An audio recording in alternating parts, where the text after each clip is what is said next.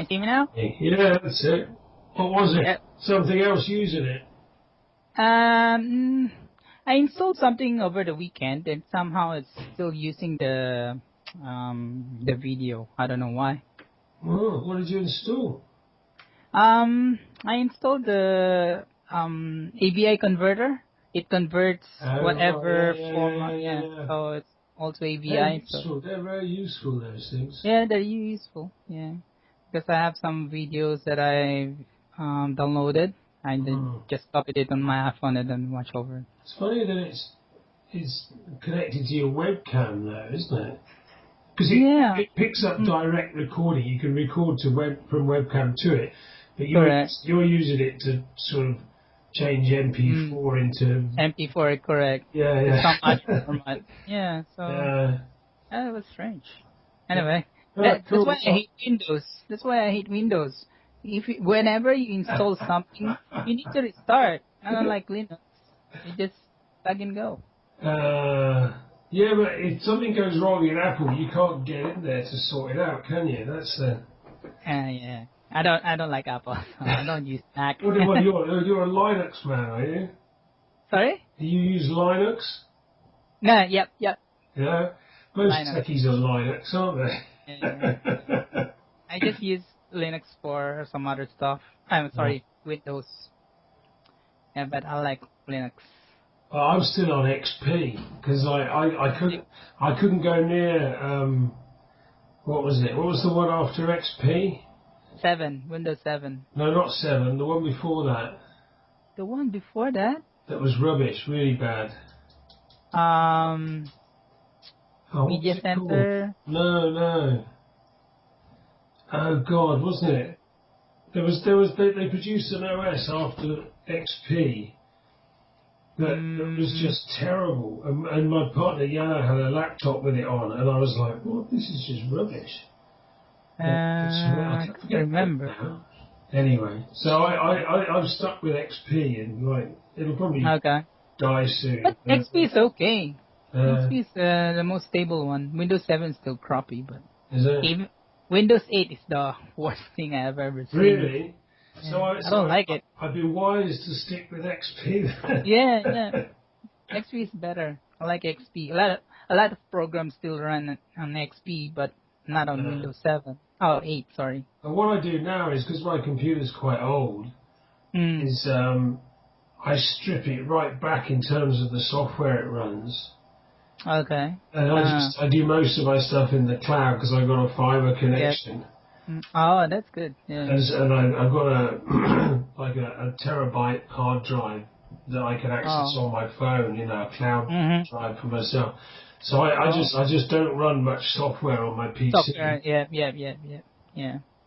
Just like Office for editing stuff. Yeah. But you can do that in Google as well, on Google.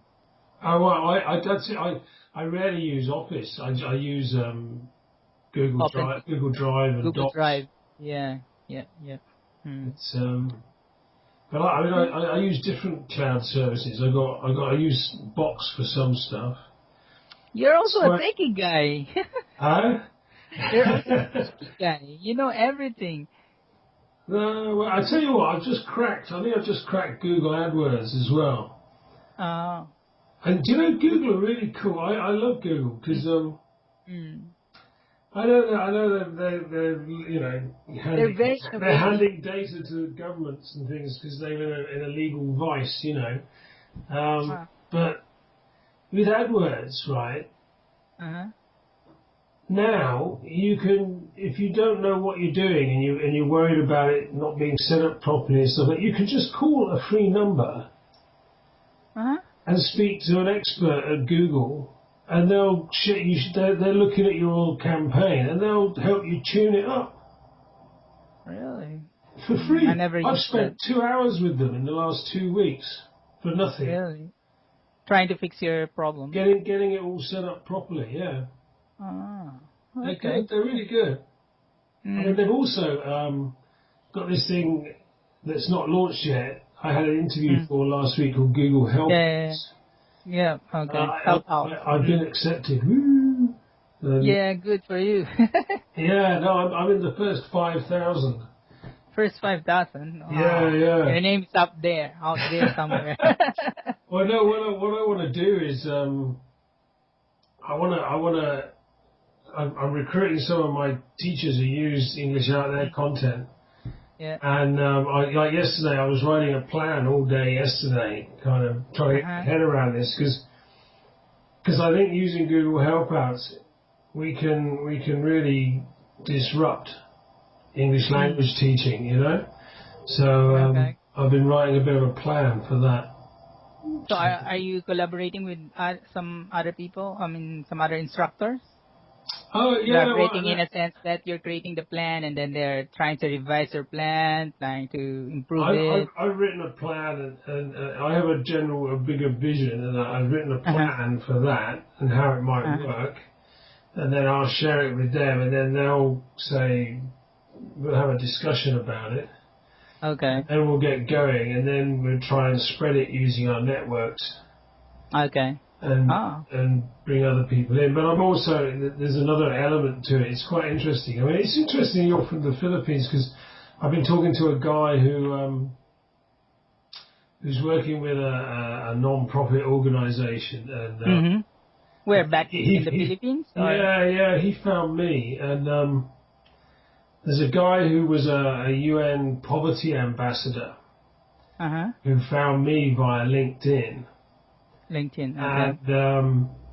And he wants to use English Out There content on mobile phones to bring people together, like rich kids who can speak English with poor kids who want to learn English. I want to learn. And what they're doing at the moment is they do this thing with football where they I think they went to somewhere, they have contacts in the Philippines, and they got a load of kids, poor kids from slums, and they've got some wealthy kids, and they took them all to like a posh hotel who sponsored it, and they had loads of games of football, and the kids got to know each other, so the rich kids became friends with the poor kids, and the rich kids. And then they support the relationships when they go back, so they stay in touch. And the rich kids started helping the poor kids to kind of learn stuff or get jobs or something. You know, and they kind of, because normally they're so far apart, but they're trying to bring them together. The humanistic instinct of the richer kids will, you know, it also opens their eyes to how poor people are in their country. But also they start becoming mates and then start networking and helping each other. Oh, that's good. So what's your role in this one? Well, he wants to use my content to bring people together in conversations like you and I have. So that someone uses the content and then has a conversation, and that ties into Google Helpouts as well. Oh, that's good. Because you know, basically, I've got to try and get this right so that I can say to Google, look, you know, you're vetting people based on their qualifications and experience to let them go on the platform, whereas really, to help someone learn English, all you need to be able to do is speak English. Well, is that really the case? Yeah, it is. I know someone who is native speaker, but I also hear them speak wrong grammar. I mean, it doesn't really matter if they make mistakes a bit. No, because if you talk to 4 or 5 different people, then they'll all make slightly different grammatical mistakes depending on their accent or dialect or where they were brought up. You know, like people from Dorset speak differently to people from London to people from Newcastle. So they all make slightly different, have different variations of the accent. The most important thing for learning to speak English is to convey your message. It's the message, it's the meaning, but it's to become automatic in your use of the basic patterns of communication. Okay. Wow. Once you get the basic patterns in your head automatically coming out, and you're reacting instinctively, then you can start building vocabulary on top of that as you go. Because what most people, when they start learning English, the first thing they do is they're taught to read and write English, and they're taught some grammar. And that's not how we learned our first language. Our first language, the way we human beings naturally learn language is, you know, someone says, your mother says, do you want a drink? And gives you a cup. And then she goes, cup. And you go, cup. Mother, cup, drink. Context. Context, sound, meaning, action. And all of those things combine with repetition to go into your brain, and then you can produce them. So that's how we learn our first language. And so we built up an understanding of the basic patterns of language. And you can see it in a 2 or 3 year old when it really clicks in, when they get the patterns, they start speaking. But what the orthodoxy has been for the last forever about people have separated first and second language learning. They think learning a second language is different from learning a first language, which is pretty much nonsense. Is it? Yeah, because our brains are 99.9% genetically similar. We're all virtually identical in terms of our physiology. So, and we all learn our first language the same way. So our way of learning language, a second language, should be no different from the way we learn our first language. Interesting. Okay. This is why immersion works, because if everyone agrees that immersion works, you know, if you're put into a country where you don't speak the language in 6 to 8 to 12 months, depending on how hard you try to communicate and immerse yourself, you will learn the language, because what you're doing is associating meaning with actions and context. Okay, and sounds. So that immersion proves that that's how we learn a language. So our role as educators teaching people English shouldn't be to get them to read and write English before they speak it so much, because when you teach someone to read and write English, you're teaching them to create grammatically perfect sentences. And if you are still translating in your head and creating written sentences but you don't speak, when you go into a conversation with someone who's a fluent or native speaker, there are emotional and social pressures that come to bear on the conversation, because if it takes you a long time to speak, you're aware of the other person getting bored, going, So there's pressure to react within a certain time, to be polite. And so when you're translating in your head and trying to make perfect sentences, the longer it takes, the more pressure rises in your brain. And you're really an expert on this, eh? When the pressure reaches a certain point, your brain cuts out. It's a physiological reaction. It's called, a guy called Stevick in 1976 called it lathophobic aphasia. It's when you can't speak, because your brain's gone blank. That's because of anxiety, performance anxiety. And so the key to getting people speaking is to stop them translating and get them reacting to the basic patterns, enabling them to just answer and have a simple conversation. And once their confidence starts going up, they can react in normal time, then you can start adding more complex vocab to the situation. And so that's why you see when I work with people at lower levels who've studied English for a long time but still can't speak it, which is millions and millions of people around the world. When you get them through the first 3 or 4 conversations, and they leave the conversation feeling good that they've said what they wanted to say, they understood what came back, everyone was happy, and they said bye-bye, then they're more inclined to want to get into another conversation. Whereas if they had a conversation where they stopped and went, then that builds up a psychological barrier. So what I do is try and lower the barrier, the psychological barrier, by giving them easy language to talk about, language they're not worried about, and then in a series of conversations, and then when they speak to 2 or 3 other people and they have the same conversation repeatedly and it goes okay, then their confidence goes up. And when their confidence goes up and their self-esteem goes up, then they feel more relaxed. And when they start feeling more relaxed, then the pressure comes down, and then they start using the language that they normally write with. So it's like pulling a plug out. Interesting. So you don't believe in curriculums that's out there. It's called English as a second language, because I've seen some courses. ESL, English as a second language, which is what most English teachers, the way most English teachers in the world teach. It teaches you to read and write before you speak, and that damages your ability to speak. And also because people don't get sufficient practice time, and there are a number of things that inhibit speech in second language learning.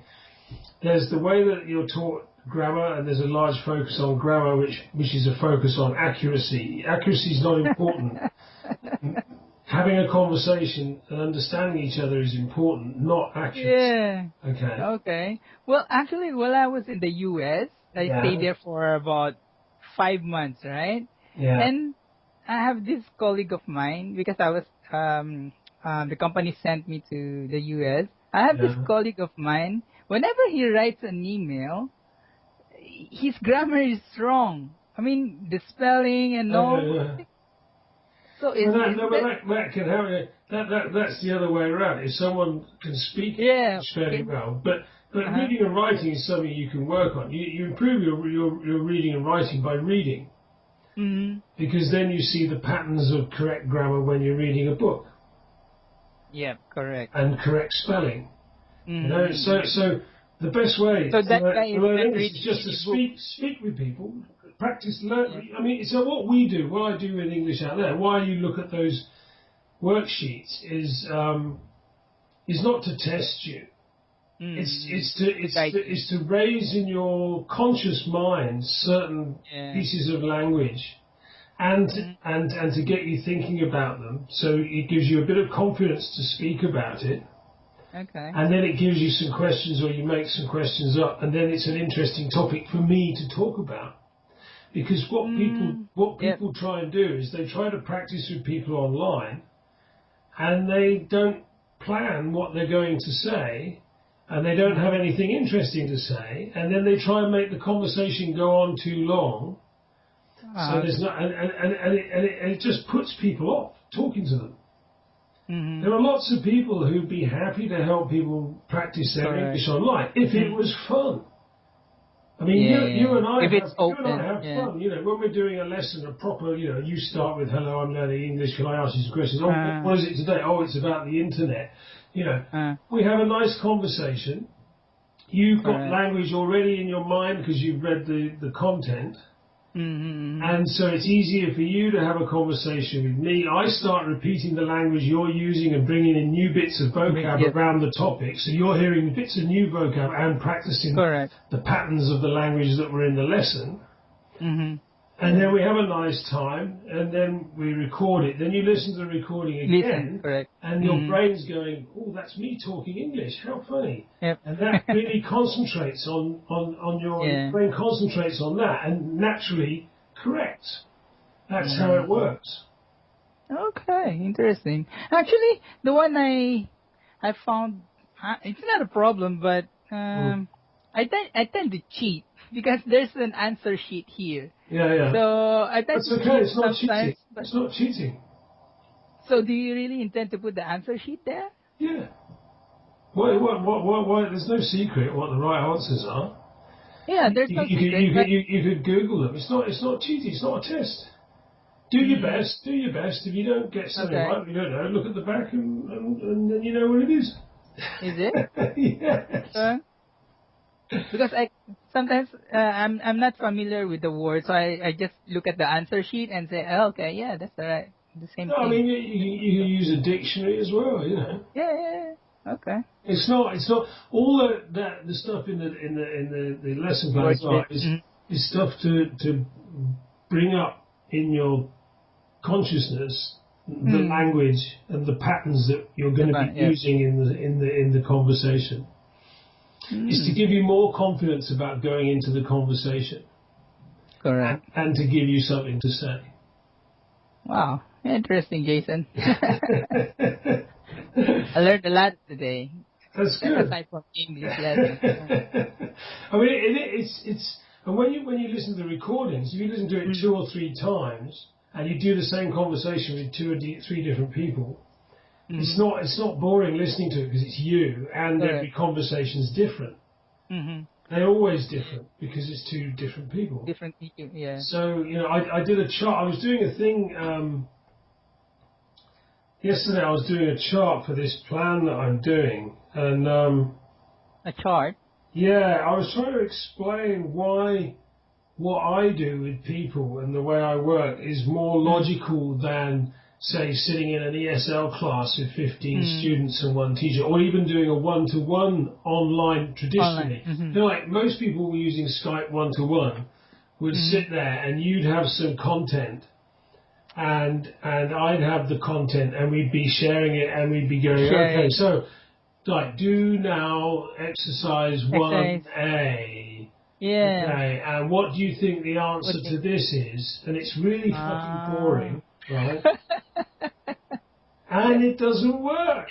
Yeah. Right? Okay, so hold on. Let me. There you go. I'll go to help us. So I'm using Drive on my Galaxy Note. So let's find my little. Okay, this is the discussion thing. Yeah, I did a little chart. Apps as well? Huh? Did you develop that app? No, this is Drive, Google Drive that I use, Google Drive. And I write on it on my the Galaxy Notes are really cool because they're like little tablets, and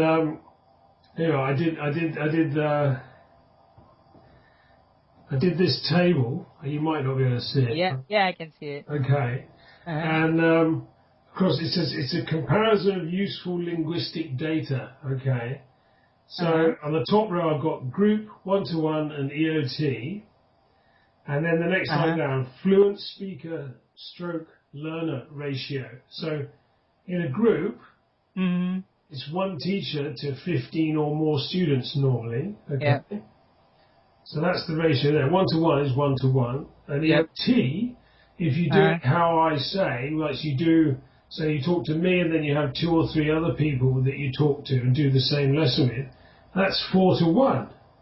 Ah, okay. So it goes 1 to 15, 1-to-1, 4-to-1. So what's better out of that? Oh, 4-to-1, yes. Okay. Real-time fluent speaker contact. So in a class, the contact between the learner and the teacher is 2 or 3 minutes on a good day. And also it's bad because it's not 1-to-1 and it's not private, because if you're in a class and all your mates who you play with and muck around with are there, and you're asked to speak to a teacher in a second language, you're going to look a right dick if you get it wrong, aren't you? And all your mates are going, so there's negative peer pressure in a language classroom, which makes you more nervous, right? Where did you get that data? I find it. It's just logic. Okay. 1-to-1. Real-time fluent speaker contact, 50, 60 minutes in an hour, but maybe less than that. The teacher would talk more than the student. So I'm being very, very generous there. With what I do with this, with four conversations, you're talking 60 to 80 minutes of real contact, So that's better already.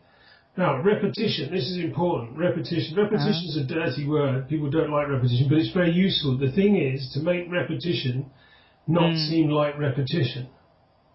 hide it. Okay? Okay. So with a group, there's very little, but if there is a reasonable amount, it's with another learner, not with a fluent English speaker, because they make them work in pairs and stuff. And it's not real, because it's in a classroom and it's Correct. set up. It's not natural. Yeah. No, it's really boring.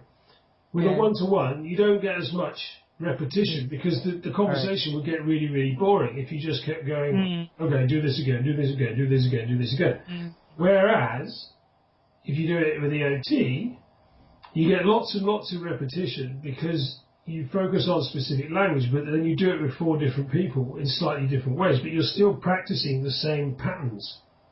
What kind of repetition are you referring to? Just talking about, like when we did the internet conversation, we'd be using all the same vocab and grammar, but slightly different ways, but using it through the conversation. Then when you did that with someone else, you'd have the same thing again. Yeah, okay. That's the repetition that you're referring to. Yeah, okay. yeah. So the repetition is kind of hidden in different conversations that are interesting. Okay. So when you listen to the recordings, the first group, you wouldn't record it, or if you did, it would be 2 or 3 minutes, which is not very much. The second one, listening to yourself, a recording of yourself in a normal one-to-one where you're going through worksheets is really dull and boring. Yeah. But listening to yourself having a fun conversation, correct. is much more interesting, and you'll listen to it 2 or 3 times. And you'll also listen to it because instead of in a one-to-one with a teacher, the teacher's correcting you, going, no, you don't say it like this, and they're correcting you like a teacher. I'm correcting you by going, huh? What? Hey, say that again? You know, oh, right, oh, that's what you know, you spell it like this. So it's much more interesting and much natural. Okay. And what's the last one on the box? Okay, and the cost, okay? Think of the relative cost. So a group is cheaper than one-to-one, but far less effective, okay? A one-to-one is much more expensive than a group, but much more effective, okay? It is. One-to-ones are better than a group. Everyone knows that. But it's more expensive. But much more expensive. So only very rich people can afford it. Not everyone can afford it. Yeah. But if you do EOT, the way I do it, it's much cheaper than a group because you're using friendly English speakers online, okay? And much more effective than a one-to-one. So it's cheaper and more effective than a one-to-one. It's cheaper. Yeah, correct. It's just better. That's a good advertisement for your EOT business. So did you show this graph or chart to other people? I only wrote it yesterday. Oh, okay.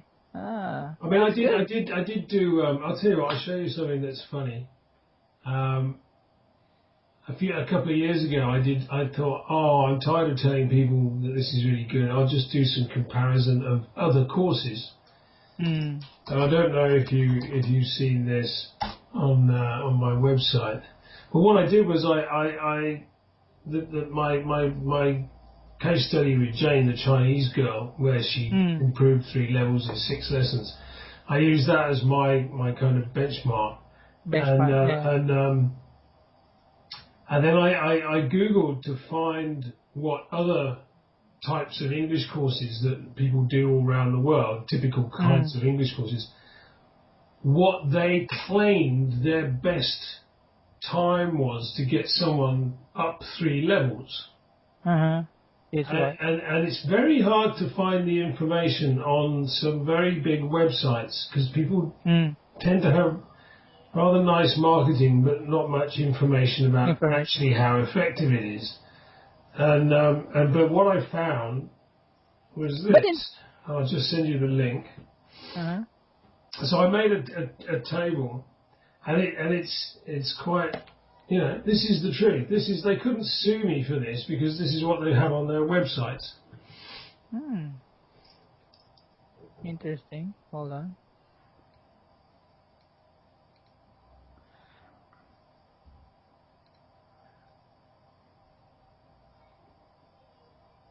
Price per hour, established time to improve 18 terms of hours. So what's Severnale? Oh, in the UK.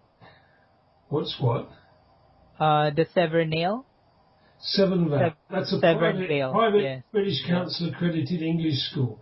So in the UK there are about 400 or 500 English schools, all accredited by the British Council.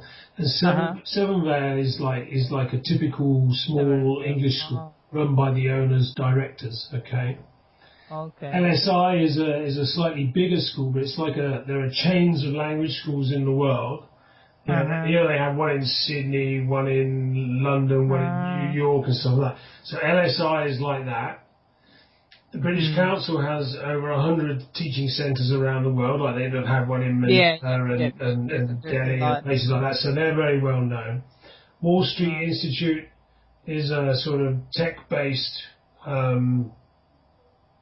language school chain that had 400 centres. It was bought by Pearson two or 3 years ago for £90 million. You know Rosetta Stone. Rosetta Stone, yeah, heard of and that. Live Mocha, which has just been bought by Rosetta Stone, did a course with Pearson Active English. So they're kind of like a social learning, but it doesn't really work. That's why they had to sell it. I told them 4 years ago it wouldn't work, but they didn't listen to me.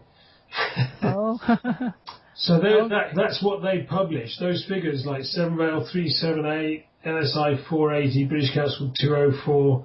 These are what they publish as how long it takes to improve 3 levels with them. And then then this is the relative price per hour. Price per hour, yeah. And then at the last column is, do they have any audio or video proof? Yeah. And no one has any proof. Only me, because I record everything. And it's much cheaper and quicker, you see? Correct. Who maintains your website? It's pretty cool. I do. You do? Yeah. What software do you use? It's in Joomla 3.1. Joomla. Okay. I mean, I didn't build it. I have a web designer who built it, and we stripped out the old one and put it into a new template. Yeah. But the template's really cool. If you go to the homepage, you've been to the homepage? Yeah, I've been there. Because it's called undesign, this template, because basically undesign. If you look in the top, you look in the top right, you can see image view, then an S and an M and an L and an X. Small, right. Correct. Click image view. Cool. I know, isn't it cool? And then click on the other ones, and it'll zoom like that. Zoom. Yeah. And you can have big images. It's just wow. That's pretty neat. It's a really cool website, and all of this stuff. These are articles, and you can. So when I create a new article, I can place it anywhere on the homepage on the site and shuffle them around. This homepage is really sticky. If I look in analytics, it's the best place to enter the site because it's got something for everyone and it grabs your attention. And when I create an article, these images, it just resizes everything. Resizes, automatically. Cool. So you can change your website just by using different images. And also, it resizes for mobiles automatically. It's mobile. It's reactive. It's reactive. Yeah. So it's pretty cool. That's nice. Yeah. So how much do you pay for your web developer? I do it. That site. How much do I pay him? Did you say? Huh? What did you say? How much did you pay for your web developer, or who designed this one? Whoever designed this. That site. Yeah. Cost about £1,000. £1,000, including the what do you call this? The English out there. What's that? Domain. Well, the domain I've had for years, Okay. And where do you host this one?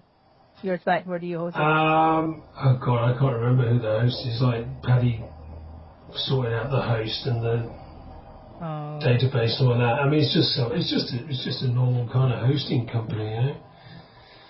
It's not. Oh, Joomla. Interesting. It's a great site. I tell you what, a really cool thing. If you go to the social feed, go to Facebook, click on the left, click on Facebook.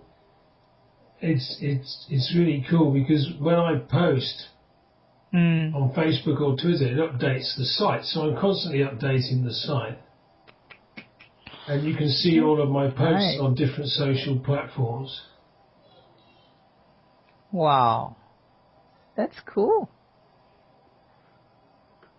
It's a really good template. I think the template cost, what did it cost? It cost about $40 or something. The template itself? Yeah. You bought the template? Yeah. Oh.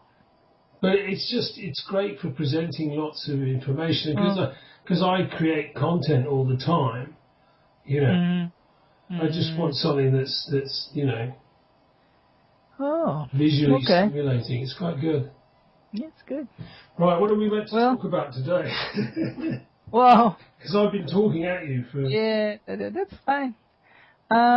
Actually, just a few questions about the childhood memories. Oh, okay, good. Yeah. So, how's your childhood memory? Oh, that's a funny question. How's my childhood memory? Yeah. Is it? I don't know. What do you mean? I do remember things, some things. Yeah. Yeah, but what kind of childhood memory do you have? Is it a happy moments, or sad moments, or sad times? Oh. I know it's. We're heading into therapy area. Is that a therapy? No, it's one of your discussions. Well, you know, there was some good stuff. There was some not so good stuff, you know. Well, what's the most memorable childhood memories do you have? I think one of my first memories was when I was very small. I must have been about 2.5 or 3. Mm-hmm. And I remember looking out of my bedroom window in the evening when I'd just gone to bed, and I saw Father Christmas there's a local round table or Lions Club or something, some business group always had like someone dressed as Father Christmas on a sleigh on the back of a truck. And they'd go around the streets, you know, handing out sweets and things. And Is that really your memory or your dream? I remember seeing Father Christmas going past. Okay. We're looking out the window. So I remember that, and I remember playing like in the garden and a bit of football across in the park and stuff like that, and feeding the donkeys. So I remember like a sweet shop around the corner, Reggie's sweet shop. So I remember things like that. And that was quite good. I mean, there's some other stuff that I don't really like remembering because my mother had some mental health issues when I was young, and so she kind of disappeared for a while because she was in hospital, and I didn't know where she was, and no one told me. I think you know, like in the old days, like people thought, oh, you know, don't tell the kids because they won't understand, so just don't tell them. But what they don't understand, or don't realise then, is that kids are thinking, where the fuck's my mother, you know? Yeah. And it freaks you out, you know. Yeah, correct. Oh, okay. Well. So what about you? What do you remember? What's your happiest childhood memory? Happiest childhood memory? Well, happiest childhood memory. None, actually. No, None? it was a very. Oh God. Yeah, there's small bits of pieces I can remember, but for me it's quite a challenging childhood. So. Wow. Okay. Yeah, it's a challenging one because I tend to be a rebellious kind of son. Oh really? Oh, a bit like that's good. Yeah, it's I'm kind of rebellious. How did you rebel? Well, I remember this when I was in grade school. I was really mad at my mother that I just walked from maybe 20 kilometers. Right. So that's from our house to somewhere in the city. Right. And then I remember I only have this one coin, and I Right. called my mother up, and then I told her, I'm going to leave now. Don't ever look for me. I'm Oh running God, away. no. So yeah, it's very challenging. And Why did you want to leave? oh, there's just kids. A lot of things going to my mind, and I'm realizing things that I want to do, things that my mother don't want me to do. I'm missing out my grades and all because when I was a kid, I'm always in the I was always. honor. Huh? You say Sorry? I am always. You're using the present tense. No, Right. I was always. I was always. Uh, Yeah, I was always. I was always on the top of my class. Right. Like I'm either second honorable or a valedictorian. But I'm feeling this pressure that I was feeling. that I was feeling. Yeah, go on. I, I- yeah, I felt this. I felt this feeling that um I'm I'm I'm I need to prove myself Right. that I can do this no matter what and all. But the more at the latter part, I just realized that the more I try to prove myself, the more I'm becoming difficult it's becoming difficult for me. So yeah, So what I gather from that is that you put a lot of pressure on yourself. oh Is yeah, that right? well, yeah, I tend to do that. I tend to do Are you that. are you very competitive? Yeah, Yeah. yeah, yeah. I like to. I like.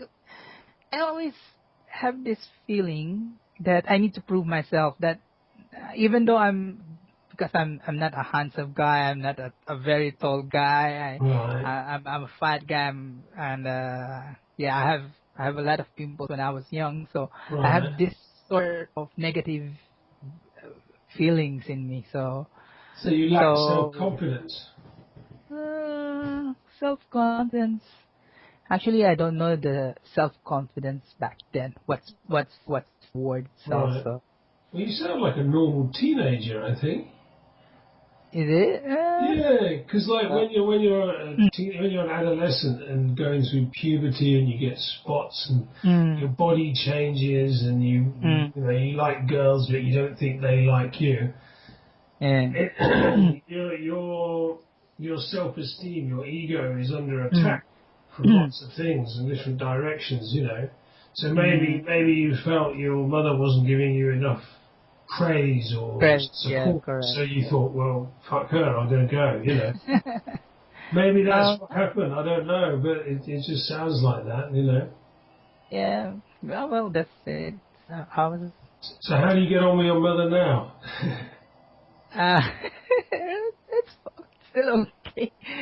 We talk very rarely. We rarely talk. So Really? Oh, that's a yeah. shame.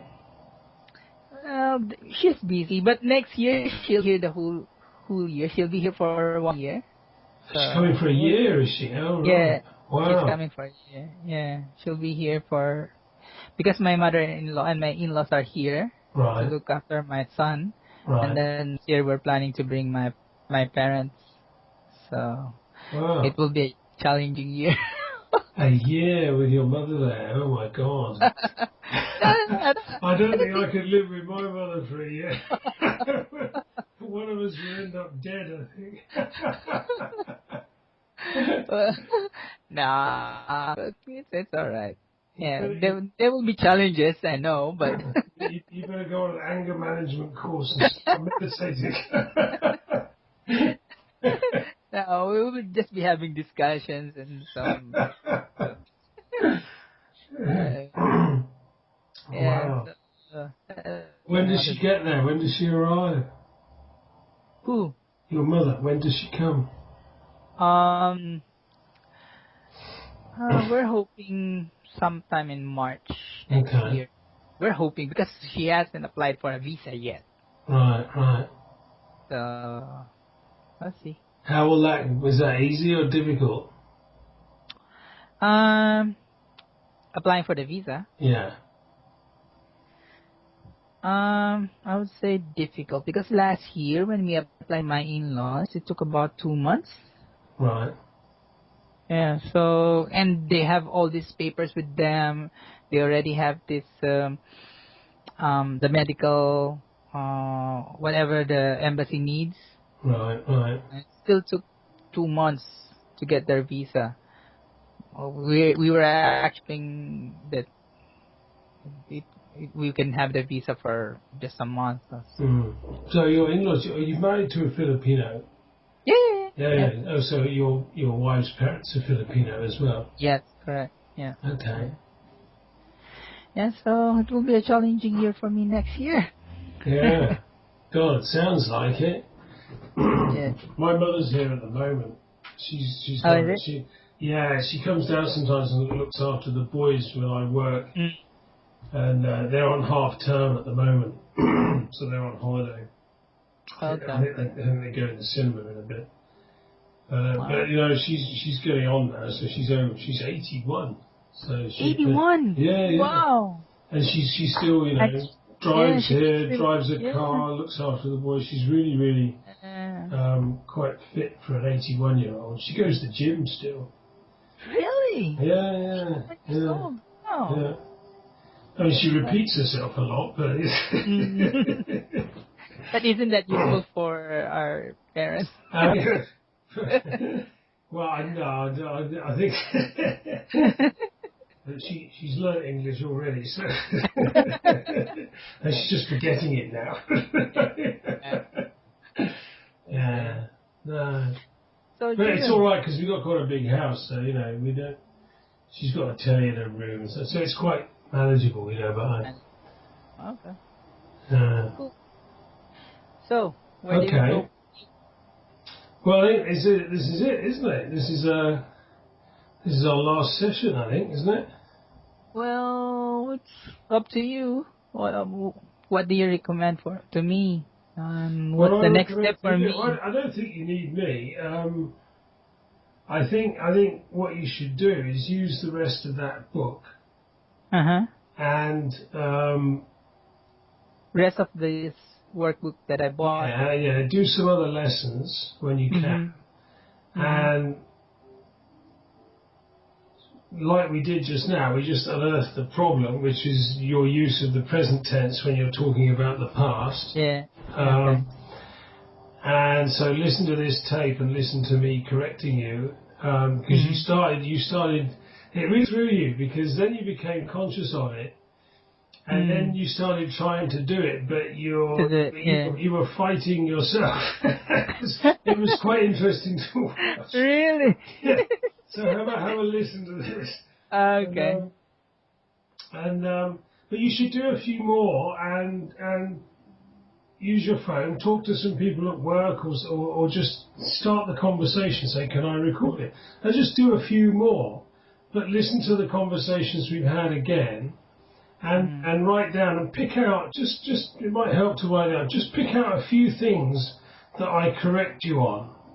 Or I say, hey, sorry, no, say it like this, don't say it like that. So just a few corrections, because that's all it is. All it is that I think your accent's diminished a bit since we've been talking. I think you've become more fluent, you've become more confident, I think your vocabulary's grown a bit. And just keep doing it. But all you have to do is just monitor yourself. So when you have, and don't listen for open correction when you listen to the recordings. You just listen to them saying, "Huh? What? Sorry," or asking for clarification of something.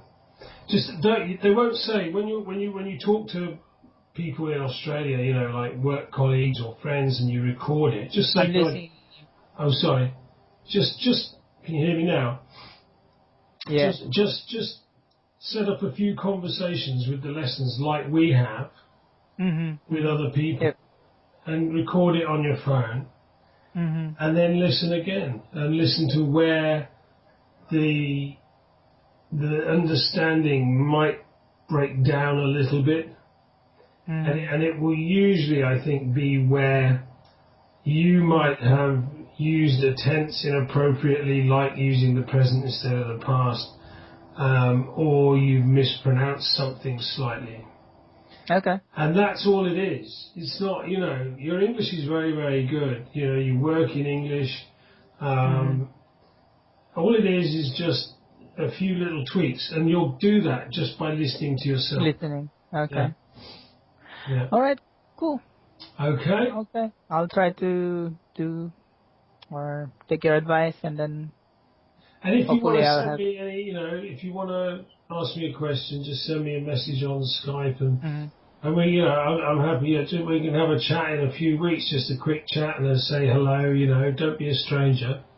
Okay, cool. That's good. Because you know, this is what happens when you work with people like this. You know, you become friends. You know, I consider you as a nice bloke who's a friendly, you know, who's a friend of mine. Yeah. So we, you know, we stay in touch casually, and if you need any advice or help, just ask me. You know, but keep using those materials and have a few conversations and listen to them. But now you know kind of a bit more, and you're used to listening to yourself critically. You'll probably keep improving quite quickly, you know. So that's good. Hopefully. No, you've done well. You've done well. And has it been useful for you? Have you found it helpful? Yeah, definitely has been useful. Yeah. Yeah. So do you think I can help? Do you feel like you've improved? Yeah, on some level, yes. Yeah. I think so. Yeah. I improved. Do you think people at work find it easier to talk to you? Yeah. Yes. Actually, I had a conversation with one of my colleagues. He's on a different team. Yeah. He's an Australian. Right. And he asked me a question like, so were you born here? No, actually I just migrated last year. Really? And where you're originally from? And he asked me that, and I told him I'm from the Philippines. Yeah. Oh, your English is really good. And he was actually surprised. Why did you say my English is really good? But actually, I'm struggling to speak English. No, your English is good. And then he said, I thought you were born here. No, if I was born here, I'd been speaking your accent, not this kind of English accent. Yeah, so I think it helped. Well, you know, you do get, like in Melbourne, you know, like with the Greek or Italian communities and other communities, other ethnic minorities. What happens is, like, you get ghettoization, which is where everyone lives together. And often, you know, this happens in England as well with Indians and Pakistani communities, is that everyone speaks their own language at home, and then their businesses, as the community grows, their businesses just do business with each other and not with the outside world. So they end up second generation, third generation having very strong accents that are almost impenetrable. Yep. You know, I noticed that as well. That's another example of immersion. If you immerse yourself and you start speaking English a lot more, you will improve, you know, and your accent will disappear. It's all about just doing it, you know, and exposing yourself to that language. Okay. And that's great. That's great that one of your colleagues has noticed, you see. And this is interesting that you said, you know, you're very hard on yourself when you're a kid and you're quite competitive. And so this is why you wanted to have some help with your English, because you needed some reassurance that you were doing the right things and that you were going the right way. Yes, I call you because you lack that self-confidence. So, and that's what I do. That is what I do to help people. To say, look, you're doing okay. You know, look, I can understand you. You know. Okay. And you're making improvements and stuff like that. So it's you did the right thing. Good. Yeah. Well, cool. I'm glad I did the right thing then. So, do you think I can help out with your English out there group? Like English speaking, or someone who wants to speak English? Do you think I can help? I think you could help. Yeah, I think you could help people who. The way it works is like you just need to talk to someone who's at a higher level than you. Yeah. Who's using the basic patterns more reflexively, more naturally. So, you could help someone definitely. Okay. All right. Actually, I'll have another session with Maria tomorrow. Oh, okay. So, Cool. yeah. That's great. I'll have a session with her, and then I'll record it as well. Brilliant. Send me the recording into the Facebook group so I can have a listen. Okay. Cool. All I'll do right. that. Thanks, Jason. See you Thank soon, you so much. mate. Take care. That's all right. Have a good one. And you. Bye. Bye-bye.